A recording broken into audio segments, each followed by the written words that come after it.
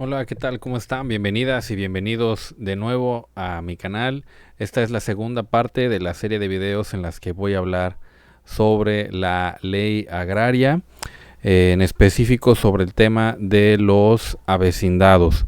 Esta es la segunda parte de estos videos que hablan sobre los avecindados y vamos a empezar a hablar ya directamente de cuáles son, además de la definición que está en el video anterior.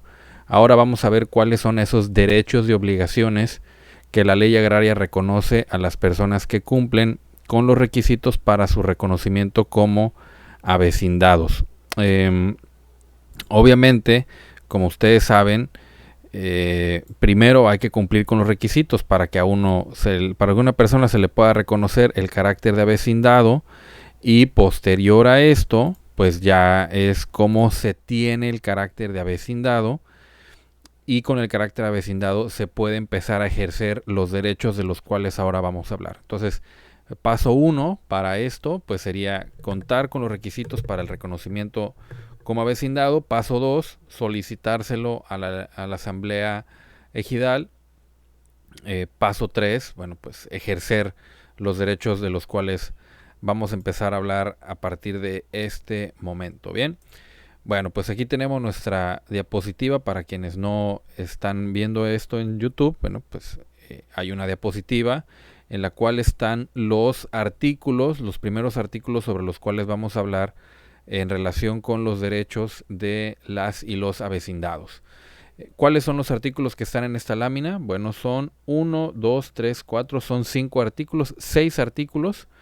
El primer artículo es el 19, después sigue el 30, el 41, el 57 y el 54 que hablan sobre el mismo tema, y el artículo 72. Todos estos de la ley agraria, para que ustedes los identifiquen. Si los quieren anotar, los anoten. Y quienes tengan en este momento a la mano su ley agraria para ir siguiendo el video, bueno, pues ya saben de qué artículos vamos a hablar. Bueno, en primer lugar, el artículo 19 de la ley agraria establece el reconocimiento del derecho a la adquisición de derechos ejidales cuando no hay sucesores. A ver, ¿de qué se trata esto? El artículo 19 de la ley agraria dice lo siguiente: cuando no existan sucesores, el tribunal agrario proveerá lo necesario para que se vendan los derechos correspondientes al mejor postor de entre los ejidatarios y avecindados del núcleo de población ejidal de que se trate. El importe de la venta corresponderá al núcleo de población ejidal. Ok, entonces recuerden que una de las cuestiones, uno de los derechos que tienen los ejidatarios es a heredar sus tierras.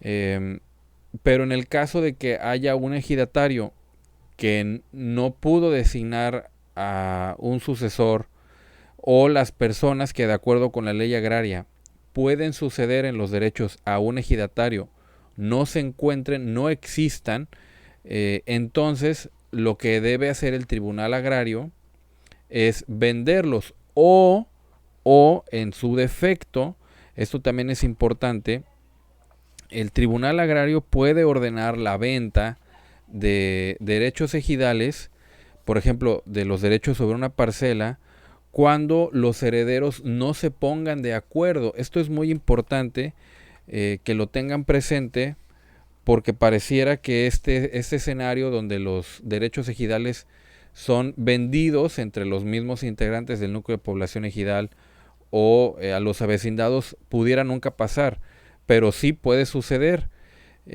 Debo comentarles lo siguiente. En el artículo 18 de la ley agraria se señalan las personas que tienen derecho a heredar. Cuando no hay lista de sucesiones, entonces hay un orden de prelación establecido por la ley agraria. Pero en el caso de las fracciones 3, 4 y 5, que hablan sobre uno de los hijos del ejidatario, uno de sus ascendientes o cualquier persona de la que dependiera económicamente del ejidatario que ya falleció y sobre el cual se tienen que asignar o adjudicar los derechos hereditarios sobre la parcela, pues nos encontramos en el supuesto de que pueden ser grupos de personas. dice a uno de los hijos del ejidatario. El ejidatario puede tener más hijos. Y como no hay lista de sucesiones, pues no se sabe a qué hijos le hereda los derechos. En el caso de la fracción 4 dice a uno de sus ascendientes. Bueno, pueden ser dos ascendientes que tenga el ejidatario, papá y mamá, o puede ser papá, mamá y un abuelo paterno, un abuelo materno, o una abuela materna, una abuela paterna. Es decir, puede haber más de un ascendiente que se presente a deducir los derechos sobre el ejidatario fallecido. Y la fracción quinta dice a cualquier otra persona de las que dependan económicamente de él. Puede haber más de una persona que no sea su familiar, que no sea su ascendiente o su descendiente, que se sienta con derechos porque dependía económicamente del ejidatario. Entonces, el párrafo 2 del artículo 18 dice que en los casos en los que referidos a los hijos, los ascendientes o cualquier persona que haya dependido económicamente del ejidatario, que si resultan dos o más, tienen derecho o gozarán, dice aquí, de 3 meses para decidir quién entre ellos conservará los derechos ejidales. ¿Esto qué quiere decir? Bueno, les da la oportunidad a los herederos de ponerse de acuerdo entre ellos. Es decir, somos 2 o somos 3. Los 2 nos lo queremos quedar. Bueno, vamos a hacer esto. Yo te vendo mis derechos o tú véndeme los tuyos y decidimos quién se queda, pero no como una cuestión, digamos, de pleito. Vamos a ponernos de acuerdo. Yo te pago tanto o te cedo mis derechos, pero vamos a celebrar un contrato en el cual tú te comprometes a darme a mí, no sé, una cantidad mensual por esto. Vamos, hay varias formas de resolverlo, pero bueno, finalmente son 3 meses a partir de la fecha del fallecimiento. 3 meses a partir de la fecha del fallecimiento. Esto es rápido. Dice, si no se ponen de acuerdo, el Tribunal Agrario va a vender los derechos ejidales en subasta pública y repartir el producto por partes iguales entre las personas con derecho a heredar. En caso de igualdad de posturas en la subasta, tendrá preferencia cualquiera de los herederos. Es decir, cualquiera de los herederos puede entrar a esta subasta de derechos ejidales. Ahora, si no hay herederos, o sea, si no pasa esto, si no hay lista de sucesores o nadie se presenta a deducir los derechos hereditarios, pues entonces se tienen que vender. Se tienen que vender, pero una cosa es la venta en subasta pública de la que habla el artículo 18, cuando hay herederos y estos no se ponen de acuerdo, y otra es la venta del tribunal o la venta que hace sobre estos derechos el tribunal cuando no hay herederos. Entonces, si hay herederos, la venta es en subasta pública. Si no hay herederos, entonces la venta se hace entre los ejidatarios y los avecindados de ese grupo de población ejidal. Y este supuesto, bueno, estas posibles situaciones son las que regula este artículo 19. O bueno, regula la situación en la que no hay herederos.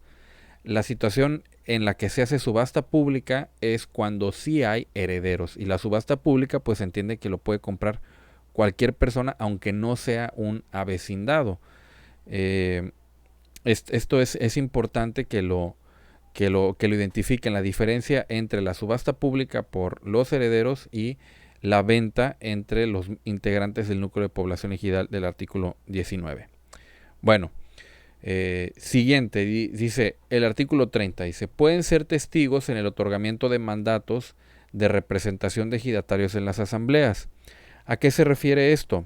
Bueno, el artículo 30 de la ley agraria establece la posibilidad de que una persona que no pueda ir a una asamblea ejidal en la que solo participan los ejidatarios, es decir, un ejidatario no puede acudir a una asamblea ejidal y entonces envía un mandatario, ¿no? Valida a un mandatario. Dice el artículo 30, para la asistencia válida de un mandatario a una asamblea, Bastará con una carta poder debidamente suscrita por el titular ante 2 testigos que sean ejidatarios o avecindados del mismo núcleo de población ejidal. Es decir, yo no voy a ir, voy a mandar a una persona, a un mandatario con carta poder. Entonces la carta poder la tengo que firmar ante testigos. ¿Cuántos testigos me dice la ley agraria? 2. Entonces, ¿estos 2 testigos pueden ser cualquier persona? No. Tienen que ser otros ejidatarios o avecindados del núcleo de población ejidal. Entonces, ¿qué sucede en este caso? Que cuando yo me convierto en avecindado, un ejidatario me puede pedir a mí el favor de que yo sea su testigo a la hora de designar a una persona como su mandatario para su asistencia a la asamblea ejidal.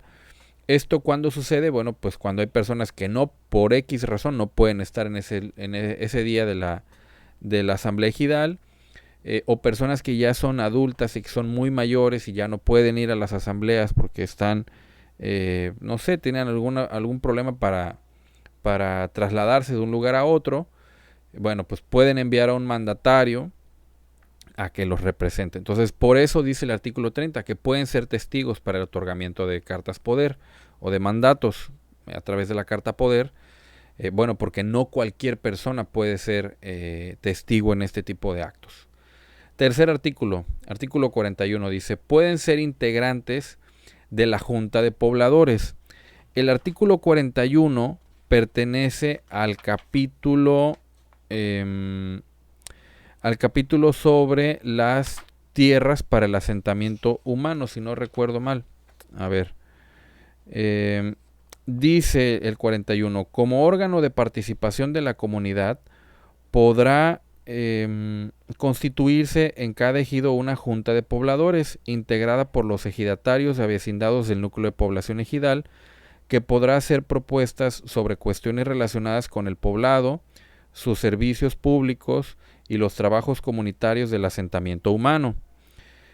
Segundo párrafo del artículo 41 dice, la integración y funcionamiento de las juntas de pobladores se determinará en el reglamento que al efecto elaboren los miembros de la misma, y podrá incluir las comisiones que se juzguen necesarias para para gestionar los intereses de los pobladores. Entonces, esta junta de pobladores, bueno, en las tierras de un ejido o una comunidad, pues puede haber 3 tipos: las tierras para el asentamiento humano, las tierras parceladas y las tierras de uso común. Entonces, la junta de pobladores se encarga de tomar decisiones sobre servicios públicos, cuestiones relacionadas con el poblado y trabajos en las tierras para el asentamiento humano. Entonces, si los avecindados son residentes del núcleo de población ejidal y están obviamente en las tierras para el asentamiento humano, pues tienen derecho a participar en esta junta de pobladores. Una persona que tiene menos de un año y que no ha sido reconocida por la asamblea ejidal como avecindado no puede participar en la junta de pobladores. Entonces, esto es otro derecho que la ley agraria le otorga como derechos exclusivos de avecindados y ejidatarios. Participar en la junta de pobladores en las que se deciden cuestiones relacionadas con el poblado, con los servicios públicos y con los trabajos comunitarios en las tierras para el asentamiento humano. Siguientes artículos 57 y 74. El artículo 57, perdón. El artículo 41 forma parte del capítulo en el que se habla de los órganos del ejido. Entonces, la Junta de Pobladores sería este cuarto órgano del ejido, pero bueno, ya no está tan regulado por la ley agraria. A diferencia de la asamblea, el comisario de ejidal, el consejo de vigilancia, que tienen señaladas así como muy específicas o una lista más larga de atribuciones en la ley agraria. Bueno, en el caso de la Junta de Pobladores, ni siquiera le pusieron fracciones a su definición. Las fracciones están un artículo adelante, donde dice, son atribuciones y obligaciones de las juntas de pobladores, que es el 41, opinar sobre servicios sociales y urbanos, informar con el comisariado a las autoridades municipales sobre el estado que guardan las escuelas, mercados, hospitales o clínicas, opinar sobre problemas de vivienda y sanitarios, dar a conocer a la Asamblea del Ejido las necesidades que existen sobre solares urbanos o los pendientes de regularización. Es decir, es este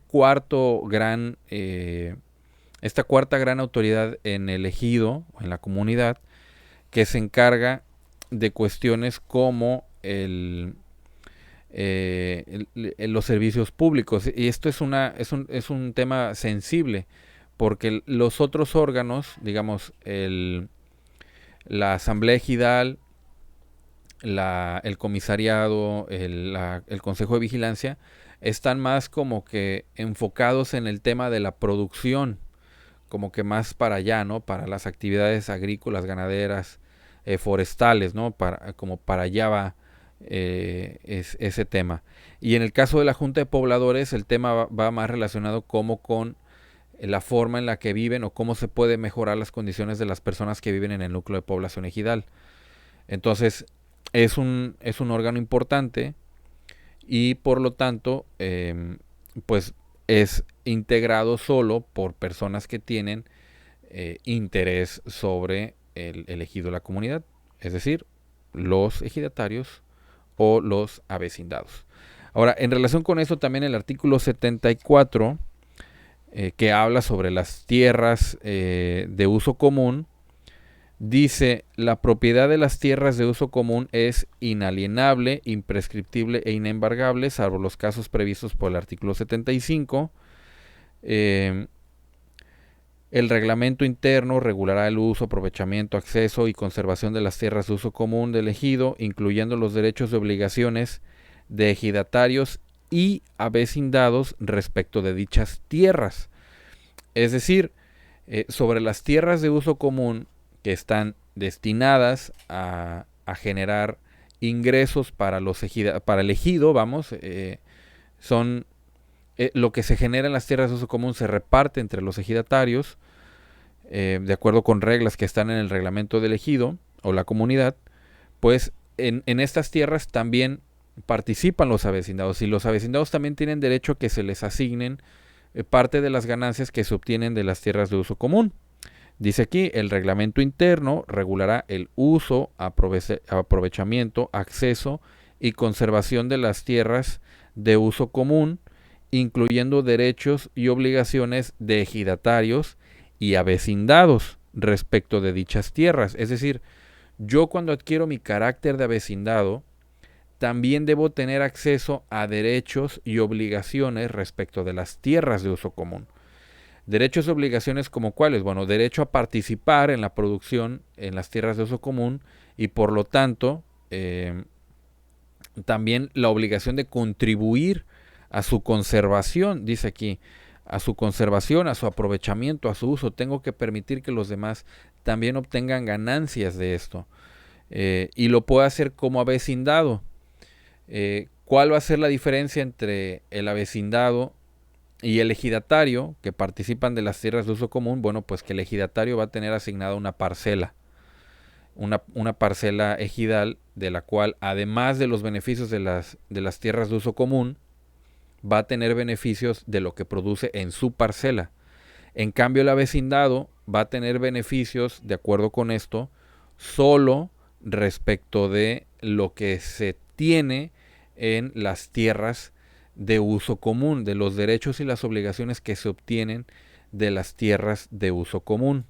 ¿De dónde infiero yo esto? Por ejemplo, en el artículo 20 dice: la calidad de ejidatario se pierde, dice, por la cesión legal de sus derechos parcelarios y comunes. Es decir, yo puedo ceder mis derechos comunes, pero conservo los parcelarios y sigo siendo ejidatario. Por otro lado, también podría ser lo contrario. Puedo ceder mis derechos parcelarios, solo conservar los comunes, pero igual seguiría conservando mi derecho como ejidatario. Entonces, aparte, lo que uno entiende de esto es de que, aparte de ser avecindado y tener derechos comunes sobre las tierras de uso común, bueno, habrá que cumplir con los otros requisitos que señala el reglamento, porque el artículo 15 dice, para adquirir la calidad de ejidatario se requiere 1, ser mexicano mayor de edad, 2, ser avecindado del ejido. Entonces, un avecindado del ejido con derechos comunes pudiera ya entenderse como un ejidatario, pero no necesariamente, porque dice la fracción segunda del artículo 15, ser avecindado, excepto cuando se trate de un heredero, o cumplir con los requisitos que establezca cada ejido en su reglamento interno. Entonces, yo incluso puedo ser ejidatario sin tener tierras de uso, derechos sobre las tierras de uso común o una parcela. Esto es lo que se interpreta de este artículo 15. ¿Por qué? Porque ninguno de los requisitos que está aquí para poder adquirir la calidad de ejidatario implica que uno deba de poseer tierras, ya sea tierras parceladas o derechos sobre las tierras de uso común. Entonces, bueno, pues esto es interesante porque hay que identificar cómo da uno el salto de avecindado a ejidatario. Y parece ser que entonces esta idea de que para ser ejidatario hay que contar con tierras parceladas o con derechos de uso común, pues pareciera no sostenerse. Pareciera que uno pudiera ser ejidatario siendo mayor de edad, siendo avecindado y cumpliendo con otro requisito impuesto en el reglamento del ejido. Esto es importante porque incluso alguien podría demandar el reconocimiento como ejidatario por cumplir con los requisitos que están en el reglamento, si es que este reglamento no señala como uno de los requisitos ser poseedor de derechos comunes o ser poseedor de una parcela. Son cosas que se pueden interpretar de este marco jurídico, ¿no? Pero bueno, vamos a continuar. Entonces, 57 y 74 les reconocen el derecho a participar en en la Junta de Pobladores y por otro lado también derecho a que tengan participación en el uso, conservación de las tierras de uso común. Por último, artículo 72 dice, derecho a que sus hijos se beneficien de las actividades que se desarrollan en la Unidad para el Desarrollo Integral de la Juventud. Los hijos que tengan entre 14 y 29 años y que no sean, que no tengan el carácter de avecindados, ¿no? Aquí como que les está reconociendo el derecho a los padres, a los avecindados que sean padres de familia. Ahora, ¿qué dice el artículo 72?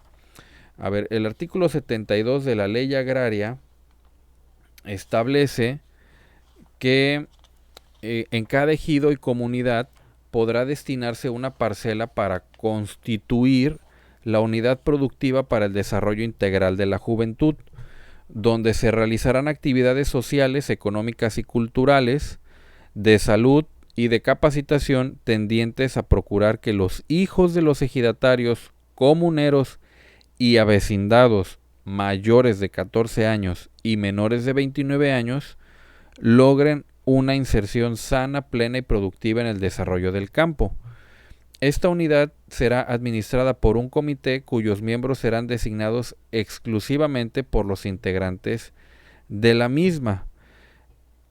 La puesta en marcha y los costos de operación de la unidad serán cubiertos por sus integrantes, quienes podrán recurrir a los programas de financiamiento y asesoría de la Federación, estados, Distrito Federal y municipio. Es decir, esta unidad para el desarrollo integral de la juventud, pues es como que un tema de desarrollo de los jóvenes, ¿no? Desarrollo, pues, que puede ser en técnicas relacionadas con las actividades que desarrollan los elegidos, ¿no? Pudiera ser, no sé, se me ocurre que su papá, los avecindados o en el ejido se produce, no sé, X fruta, y entonces allí en la unidad para el desarrollo integral de la juventud se habla sobre las técnicas para la siembra y el cultivo de esta fruta. Esto para que cuando los hijos de los ejidatarios y los avecindados se incorporen directamente a la actividad ejidal, bueno, pues ya lo hagan con conocimiento de lo que van a hacer. Ese es el objetivo, dice aquí, que se incorporen, ¿no? Dice, procurar que los hijos de los ejidatarios logren una inserción sana, plena y productiva en el desarrollo del campo. Es decir, el objetivo es mejorar la producción. Entonces, pues es importante que se identifique que no cualquiera puede entrar o cualquiera puede beneficiarse de esas actividades. Solo pueden beneficiarse de las actividades los hijos de los ejidatarios, de los comuneros y de los avecindados. La capacitación debe ir, digamos, direccionada a ellos, ¿no? A los hijos de las personas que tienen derechos ejidales. Y me parece muy bien. Ojalá todos los ejidos, todas las comunidades cuenten con esta unidad para el desarrollo integral de la juventud. No es la única unidad para el desarrollo, hay otra parecida, vamos a hablar de ella.